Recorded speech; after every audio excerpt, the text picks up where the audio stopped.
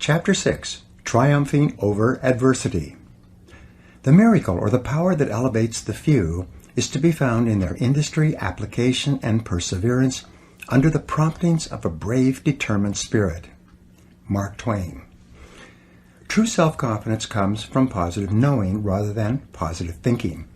Your goal should be to develop the kind of unshakable self-confidence that makes you an unstoppable force of nature. Your job is to take every step possible to make yourself so positive that you become irresistible and able to accomplish any goal that you set your mind to. And one of the most important things you need is an absolute faith in your ability to overcome any adversity that the world can throw at you. Persistence is essential. Napoleon Hill wrote that persistence is to the character of man as carbon is to steel. He also said that before success comes in any man's life, he is sure to meet with much temporary defeat and perhaps some failure. When defeat overtakes a man, the easiest and most logical thing to do is to quit. That is exactly what the majority of men do. In reality, your persistence is your measure of your belief in yourself and your ability to succeed. If you absolutely believe without question that if you persevere long enough and hard enough, you will ultimately win through, then nothing will stop you. And when you build within yourself this absolute assurance, then virtually anything becomes possible for you. Your self-confidence goes through the roof. The reality habit. Robert Ringer, in his best-selling book, $1 Million Habits, said that the most important of all the habits that lead to great achievement is what he calls the reality habit. It explains the attitudes of men and women who have achieved greatness in almost every field. Happy, successful people are intensely realistic. They do not allow themselves the luxury of self-delusion. They face the world as it is rather than the way they wish it would be. They accept the unalterable facts of life, and they work and plan their activities around them. In learning how to triumph over adversity, the application of the reality principle is to simply accept that problems are inevitable. Problems, setbacks, and disappointments are an unavoidable reality of life. Your ability to deal with these difficulties has as much to do with your self-confidence as any other factor. The test of character. It's easy to feel good about yourself and to have high levels of self-confidence when everything is going well. But the true test of a man or woman is when you can keep your head and continue to function when things seem to be falling down around you and everyone else is discouraged and often blaming it on you. These are the times when you really show the kind of stuff you are made of. The Stanford University Business School conducted extensive research into the qualities of a man or woman that mark him or her for advancement into the executive suite, and ultimately to the position of President and Chief Executive Officer. They used a variety of questionnaires, surveys, and tests going back to when an individual first joined a large company to find ways to predict which people would be most likely to rise to the top of a large organization. After examining dozens of qualities, they were finally able to isolate 2 qualities that were most predictive of executive success in terms of assuring that the organization under their control would continue to survive and thrive in a dynamic and competitive world. Play well on the team. The first quality they identified was the ability to perform well as a member of a team and the ability to put together teams to accomplish common objectives. All the business and interpersonal skills that make a person valuable to an organization seem to be demonstrated in a team setting. This quality was relatively easy to observe and measure over the course of a person's career. Crisis management. The second quality they identified was harder to measure, even though it was absolutely indispensable for long-term, high-level success. This quality was the ability to function well in a crisis. Napoleon called this 4 o'clock in the morning courage, the kind of courage that is instantly available to a person woken up at that time who has no time to prepare mentally or emotionally for a crisis. He called this the rarest form of courage, and in his conclusion, very few people had it. In military terms, they call this being under fire. A question that all soldiers, sailors, and airmen wonder about is how they and others will perform under fire. They know that this is the ultimate test of the character and training of an individual. Organizations know that often their very survival will depend upon how well an individual deals with the inevitable, unexpected reversal of fortune. The Stanford study concluded that although this quality was hard to measure, because a real crisis could not be anticipated or created for test purposes, it was still critical in predicting success of an executive in the higher levels of the business. Reversals of fortune. This is also true for you. Your self-esteem and self-confidence is closely tied to your deep inner feeling about your ability to be effective when faced with problems and difficulties that hit you like a punch in the solar plexus. It is your ability to pick yourself up from the mat and keep on swinging that is the real measure of what you are made of. One of my favorite poems is The Quitter by Robert W. Service. There is a verse in that poem that goes like this. You're sick of the game. Well, that's a shame. You're young and you're strong and you're bright. You've had a raw deal. I know, but don't squeal. Buck up, do your damnedest, and fight. It's the plugging away that will win you the day, so don't be a piker, old pard. Just draw on your grit. It's easy to quit. It's the keeping your chin up that's hard. The quality of your entire personality is affected by how you deal with adversity, how well you keep your chin up. Successful and self-confident people are not those who do not have problems. They are merely those who deal with their problems in a more effective way than the average person. B.C. Forbes, the founder of Forbes magazine, wrote that history has demonstrated that the most notable winners usually encounter heartbreaking obstacles before they triumph. They won because they refused to become discouraged by their defeat. And so can you. The challenge-response theory. In 1952, historian Arnold Toynbee was awarded the Nobel Prize, largely as a result of his work in studying the life cycles of civilizations. He estimated that in human history, there had been 21 great civilizations, 20 of which had broken down over time. He considered the American civilization to be the 21st. His writings were meant to illuminate and give guidance to modern historians and politicians so that they could better assure the survival and success of their nations, and in the case of the United States, the perpetuation of the American Republic. Toynbee postulated what he called the challenge-response theory of history. He said that every large civilization began as a small group of people that eventually found itself facing a challenge from the outside. In most cases, this challenge was composed of enemy forces bent on its destruction. But in some cases, the challenges came from weather or geography. Deal with the challenge effectively. When faced with the challenge, if the small group of people responded in a positive and constructive way, they would overcome the challenge, and in so doing, they would grow. But in growing, this group or tribe would trigger another, even larger challenge, usually aggression from other tribes. Once again, the group would have to reorganize itself internally to face the even larger challenge. If it again responded in a positive and constructive way and overcame the challenge, it would continue to grow. At each stage of growth, the size of the tribe or nation or state would trigger ever greater challenges.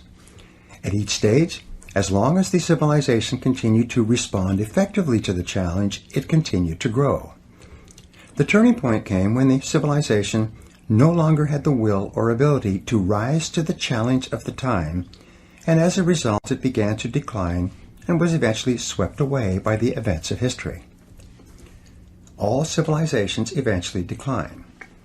Sometimes, as in the case of the Roman civilization, it took several hundred years before Rome faded as a major Mediterranean power. Once the Roman people became addicted to bread and circuses and various forms of government welfare and handouts, they lost their will to resist the external challenges represented by the barbarian tribes from the north. Sometimes the civilization fell rather quickly. In less than 5 years from his landing at Veracruz, Cortés was able to destroy the foundation of the Aztec civilization that had endured for hundreds of years.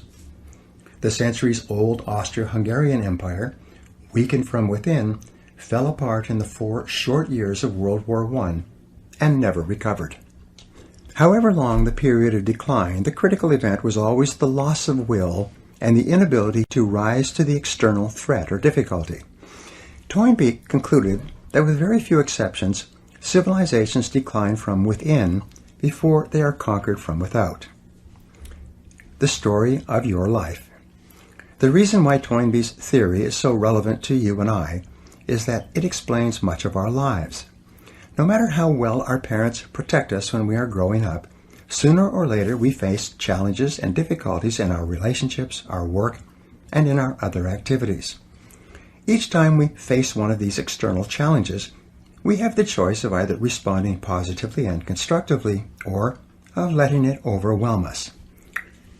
If we choose deliberately to respond in a positive and constructive way, to keep our minds calm and cool, and deal effectively with the inevitable problem, we learn and grow and become stronger. Our self-confidence goes up. Our belief in our ability to achieve our goals increases. Our self-esteem rises. We develop a better self-image, and we become more self-assured, confident, and optimistic. The rise and fall of a business. Every small and large company goes through the same cycle of challenge and response. If a small company is capable of rising to the inevitable setbacks and reversals it experiences, it continues to grow and, in so doing, triggers even greater challenges, reversals, and setbacks. Peter Drucker said, "A company stays in business as long as it continues to make enough money to pay for its mistakes." One business consultant estimated that every 3 months a small business has a crisis that, if not responded to properly, will lead to the collapse of the enterprise. You and I are similar to small businesses in many respects. Fortunately, an inability to respond will not lead to something as final as a business collapse. But if, for any reason, we don't get on top of the challenges, but rather let them get on top of us, our self-esteem and self-confidence will decrease, and our ability to deal with subsequent difficulties will diminish dramatically. Your responses determine your future. Almost everything that happens to you is determined by your responses to the ups and downs of daily life. Your responses are the result of everything you have learned and experienced over time. Thomas Huxley said, "Experience is not what happens to a man, it is what a man does with what happens to him." Your life and everything about you is demonstrated in the way you react. It's not in what happens to you, it's how you respond to it. This is why the Stanford study was quite clear about this quality when it stated that the proven ability to function in a crisis is the absolute prerequisite for promotion to a senior position. In a way, what we are really talking about here is character. One of your aims in life should be to develop your character, to become a better and finer and stronger human being. And the development of character, essential to your long-term happiness and well-being, requires that you go through the crucible of setback and temporary defeat and emerge victorious. Problems and difficulties come unbidden. You probably make every effort to organize your life in such a way that you minimize the unexpected and usually unpleasant surprises that may occur. You use your intelligence, education, and experience to arrange your life and affairs so that you avoid adversity whenever and wherever possible. You probably plan and prepare carefully in advance to assure that things go smoothly at home and at work. You are especially careful with your health and with the well-being of members of your family. You are thoughtful about the things that you can do to assure a greater likelihood of success in your business or career. You lock doors, insure properly, drive carefully, and otherwise reduce your potential exposure to unhappy events. Almost everyone does this, except for those who are thoughtless and irresponsible. Yet, in spite of making every effort to avoid adversity, you experience adversity nonetheless. Adversity comes to you unbidden. You tend to be blindsided by adversity. It befalls you in spite of your very best efforts to the contrary. Adversity and character development. But yet, in the absence of adversity, you cannot develop a stronger character. You cannot become a better person. You cannot develop resilience, perseverance, and resoluteness of personality. You cannot develop into the kind of person who enjoys high levels of self-confidence and a feeling that you can meet and master whatever you are faced with. You cannot grow stronger without the adversity that you so conscientiously avoid. Caught in this conundrum, you have only one choice. You can choose in advance to be equal to the occasion. Ann Landers summed it up beautifully in these words. She wrote, "If I were asked to give what I consider to be the single most useful bit of advice for all humanity, it would be this. Expect trouble as an inevitable part of life, and when it comes, hold your head high, look it squarely in the eye, and say, 'I will be bigger than you. You cannot defeat me.'" Your responsibility is the key. Frederick Robertson said, "It's not the situation that makes the man, but the man who makes the situation." It is not what happens to you, but how you respond to what happens to you that determines your whole life. In the responses chosen are contained the determining factors of human greatness or depravity. Great men and women are simply those who have responded well when the chips were down, and the rest is history. Dr. Abraham Zelznick of Harvard is one of the few people who has ever done extensive research into the subject of disappointment. What he found in studying the way that different people respond to disappointment was that you could largely tell how high and how far a person was going to go in life by simply observing how they reacted when they faced frustration and setbacks in reaching their goals. Dr. Zelznick found that the great majority of people do not prepare mentally for the inevitable disappointments that come in life, and when they arrive, they tend to be taken off guard and emotionally overwhelmed. They then generalize these disappointments and allow themselves to feel that because they have not succeeded, they're not really very good at what they do. They tend to interpret these disappointments as being indicative of their lack of ability and competence. As a result, they become easily disappointed in themselves, and they lose the courage and confidence that they need to press forward. Often they become depressed, and in the majority of cases, they gradually give up. They stop setting goals and working on themselves and become more concerned about security and potential loss than about taking chances and potential gain. Responding well to disappointment.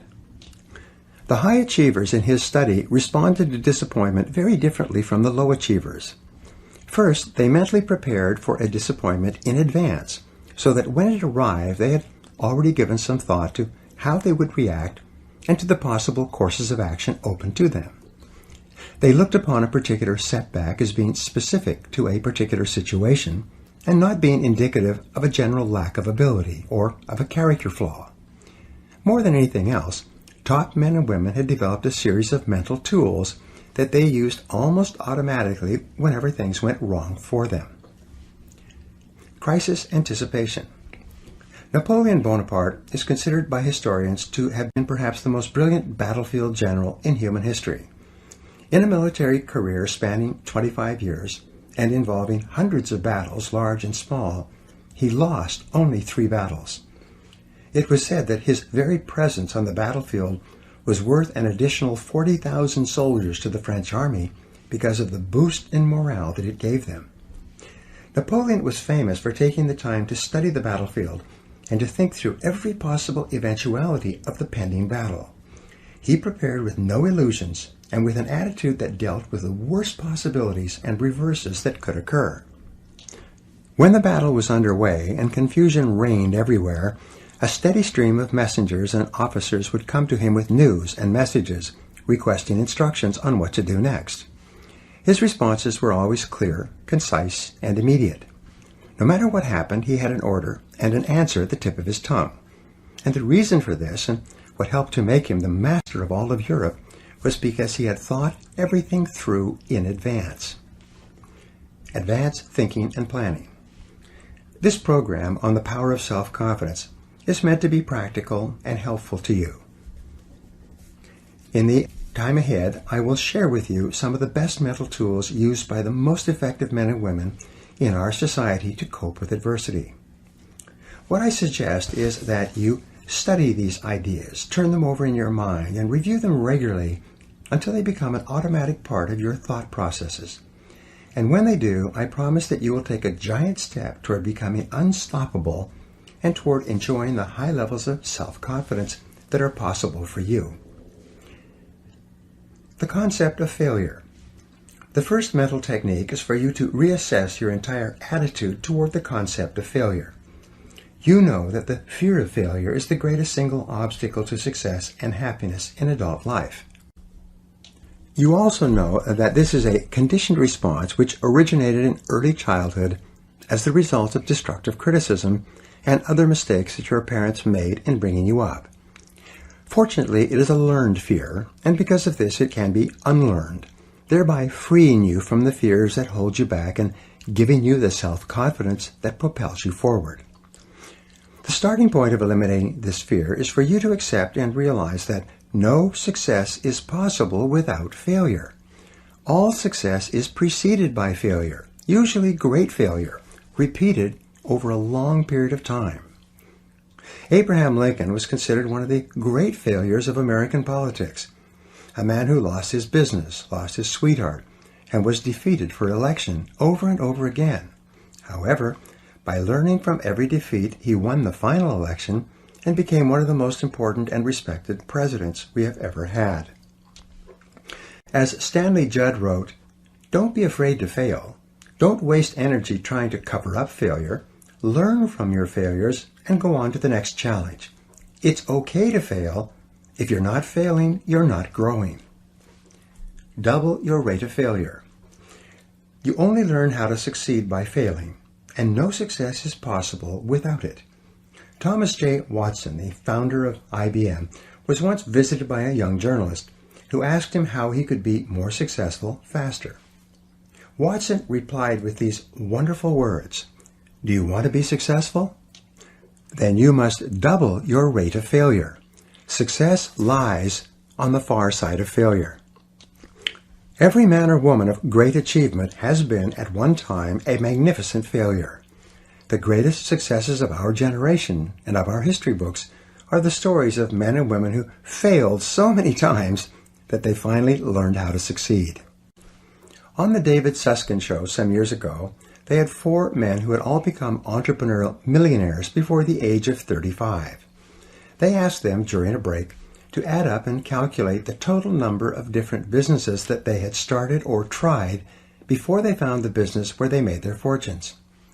It turned out that the 4 men had started an average of 17 businesses each, an average of 16 of which had been unsuccessful.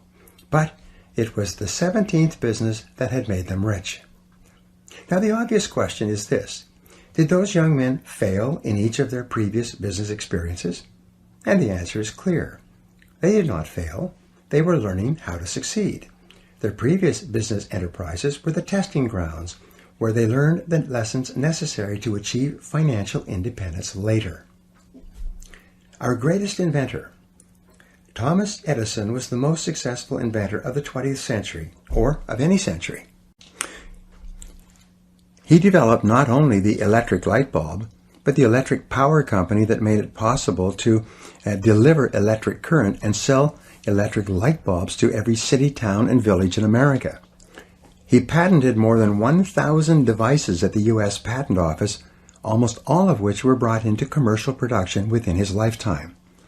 Our way of life and the way of life of almost everyone in the world has been profoundly affected by his successes in the area of invention. But Thomas Edison was also an extraordinary failure as an inventor. He failed more times than any other inventor of his age. He failed thousands and thousands of times in attempting to find the proper filament for the first electric light bulb. He failed thousands of times more in attempting to find the proper plant from which to draw natural rubber. In his laboratories at what is now known as General Electric, he brought together some of the finest scientific minds of the age so that they could dramatically increase the number and speed of their failures. Success is a numbers game. Edison knew that success is a numbers game. It is based on intelligent effort and the law of probabilities. If you try enough different things in enough different ways, and you learn from each test or failure, then you must inevitably be successful. The fear of failure, on the other hand, causes people to try fewer and fewer things, thereby lowering the probability that they will ever achieve anything of consequence. In the same year that Babe Ruth hit more home runs than any other batter in America, he also struck out more than any other batter. When the ball was thrown, he swung with every ounce of strength he had, often spinning around and falling down on the ground as a result of his efforts. But he also set an American baseball record that was not broken for decades and became a legend that we still talk about today. Henry Ford, who was bankrupt at the age of 40 and who went on to become one of the world's richest men, wrote, "Failure is just another opportunity to more intelligently begin again." Dr. Joyce Brothers wrote that the person interested in success has to learn to view failure as a healthy, inevitable part of the process of getting to the top. Learn from every failure. Your job is not to fear failure or to avoid failure so much that you also avoid success. Your job instead is to move forward and take intelligent risks, thinking them through in advance and learning everything you can as you go along. Zig Ziglar said that you can tell how high a building is going to be by looking at how deep they dig the foundation. The height to which you rise in life will always be determined by the depth of your own personal foundation, which is almost always the quality and quantity of your failures and what you have become as a result of them. Napoleon Hill wrote, "When defeat comes, accept it as a signal that your plans are not sound. Rebuild those plans and set sail once more toward your coveted goal." Dale Carnegie wrote, "The successful man will profit from his mistakes and try again in a different way." The starting point of triumphing over adversity is to overcome the fear of failure to the point where you are willing to proceed boldly in the direction of your dreams. Whatever your emotions, fear, or desire, they control your decisions and everything you do. When you write down clear goals and make detailed plans for their accomplishment, and then think about your goals all the time, you build up within yourself the white-hot heat of desire, which can eventually become so powerful that it overcomes any fear of failure that might hold you back. The more you think about your goals and talk about your goals and write out your goals on paper, the more determined you become to make them a reality, and the more likely it is that you will push yourself forward to overcome the fears that might hold you back. Plan for the future. The second mental technique that you can use to deal with adversity is called crisis anticipation, and it refers to your ability to think. Your mind is the most powerful tool that you have with which to apprehend reality. Everything you feel and all your reactions are initially determined by how you think about any subject. If you change the quality of your thinking, you change the quality of your life. And this begins by applying your ability to think to your existing situation. Crisis anticipation is the exercise of looking down the road 6 to 12 months and making a list of everything that could go wrong in the areas that are important to you. It's similar to what Napoleon did in anticipation of an upcoming battle. If you're in business, make a list of all the problems that might arise that could threaten the survival of your business. If you're in sales, make a list of all the things that could happen that could dramatically decrease your sales volume. With regard to your family, or even when considering a family vacation, make a list of all of the unexpected events that could occur that would derail your plans and goals. Spread the risk. In one business I worked with, the owner found that more than 60% of the sales were coming from 2 of the 11 salespeople. If one of those people quit, or worse, went to work for a competitor, the company's sales volume would decline dramatically and its ability to survive might actually be threatened. Once the owner was clear about this, he immediately began an intensive sales training program for all his people. Simultaneously, he began recruiting and looking for better salespeople while making arrangements to encourage his poor performers to go elsewhere. Within 6 months, no single salesperson accounted for more than 15% of the business. And when it happened that one of his previous top salespeople did decide to leave, the business was able to absorb the temporary drop in productivity and continue to grow. What could go wrong?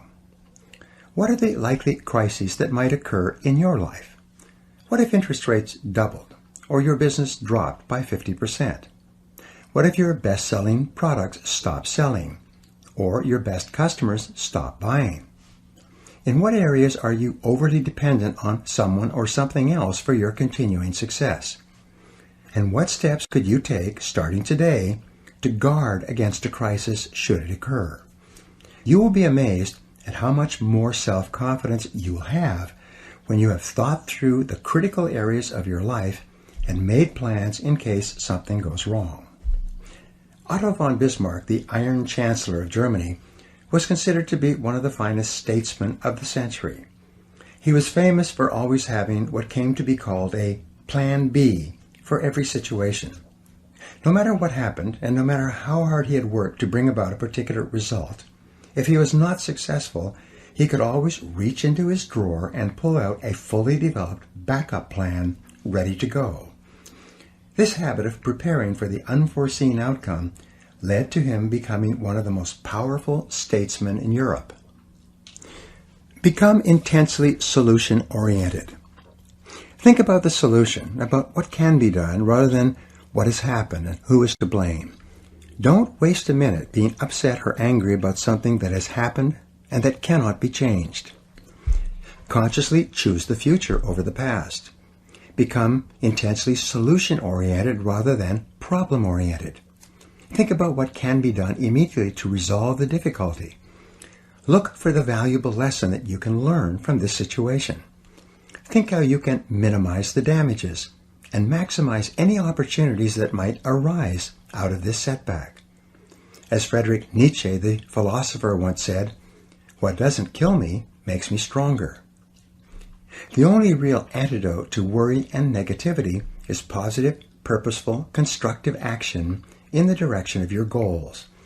As soon as you take action, your self-esteem and self-confidence start to increase again. You begin to feel more in control of your emotions and of your life. You stop making excuses and you start making progress. You start thinking about how you can turn this situation to your advantage. Never consider the possibility of failure. In the final analysis, you triumph over adversity by having clear values, clear goals and plans, and complete control over your mind and your thinking. You win by thinking about winning all the time and refusing to consider the possibility of losing. You begin by resolving to persist, no matter what the odds, no matter what happens, until you succeed. You recognize that persistence is a form of courage. It's the courage to endure in the face of adversity and disappointment, and it is the one quality which guarantees that ultimately you will be successful. Calvin Coolidge, President of the United States, summed this up when he wrote, "Nothing in the world can take the place of persistence. Talent will not. Nothing is more common than unsuccessful men with talent. Genius will not. Unrewarded genius is almost a proverb. Education will not. The world is full of educated derelicts. Persistence and determination alone are omnipotent." Courage and persistence. Persistence is self-discipline in action. Each time you exert the self-discipline to persist in the face of adversity and disappointment, your self-esteem goes up. When you practice persistence, you build up your resistance to taking the easy way out. You create the friction that comes from going against your natural tendencies. You generate the heat that crystallizes your character at a new, higher level. And with this higher level of persistence, self-discipline, and character, your self-esteem, self-respect, and personal pride increase. Your belief in yourself serves as a deep foundation of confidence upon which you build a great life. You become more positive, more optimistic, and more unstoppable in everything you do. And you do this because, as Churchill said, you never give up. never, never give up. Now here are some exercises that you can use to apply these ideas. Number 1, identify one major adversity that you dealt with and recovered from. What did you learn that has helped you to become a better person? Number 2, determine the worst possible thing that could happen in your business or career. What could you do now to minimize the negative effects if it did occur? Number 3, what are the 3 worst things that could happen in your personal and family life, and what could you do to prepare against them? Number 4, what are the 3 biggest mistakes that you have made, and what did you learn from each one? Number 5, what is the most effective way you could respond to your biggest problem today? Number 6, in what areas should you be prepared to take action and move forward rather than playing it safe? And number 7, what one action are you going to take immediately to face your fears and to move forward toward the achievement of one of your most important goals?